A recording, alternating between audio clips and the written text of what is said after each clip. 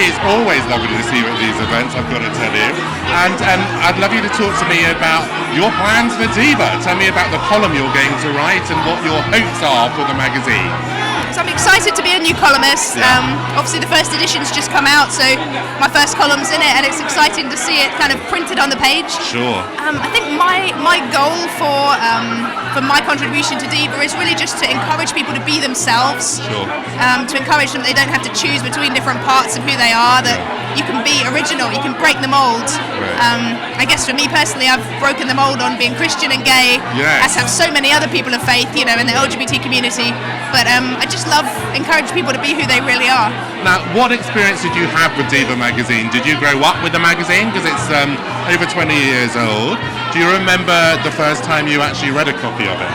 I do, actually. I have quite a funny DIVA story. Go on, tell us your funny DIVA story. Before I came out, I used to go to W.H. Smith's in Victoria train station, and I used to buy DIVA, but because I was so worried about anybody seeing me buy it, I would also have to buy about 5 other magazines to kind of put around it, and I would end up spending about £20 on magazines, none of which I wanted, on like racing cars and golf swing and all this kind of stuff, just so I could hide DIVA and get it up to the checkout, and so nobody would see me, and then I would walk out with this huge roll of magazines. It's like me with Playgirl. Exactly.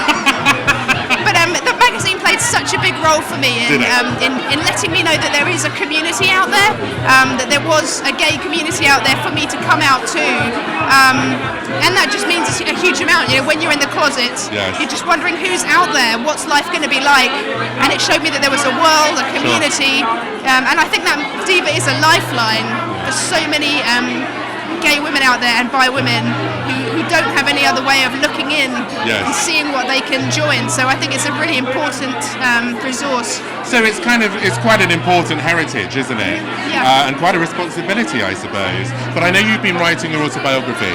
Yeah. So has writing come quite naturally to you now, or is it something that because when I write, it takes me absolutely yonks, I have to say, and I sort of get the urge very occasionally, but I'm not consistent. And is it something that you now love doing? Yeah, it is. It's something that I've always really enjoyed. Actually, I used to write before I did anything else. Right. So, I was a songwriter with my music, but writing has always been a huge passion of mine. And I actually prefer it to music because you get to say more. With songs, there's only a certain number of lyrics, a verse, a chorus, a bridge. But with kind of columns, you can just say so much more. So, yeah, I'm enjoying it.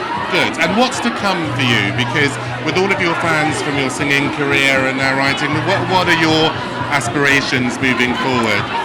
I think writing is a really big part of it for me. I'm excited. My first book with HarperCollins comes out next year. Right.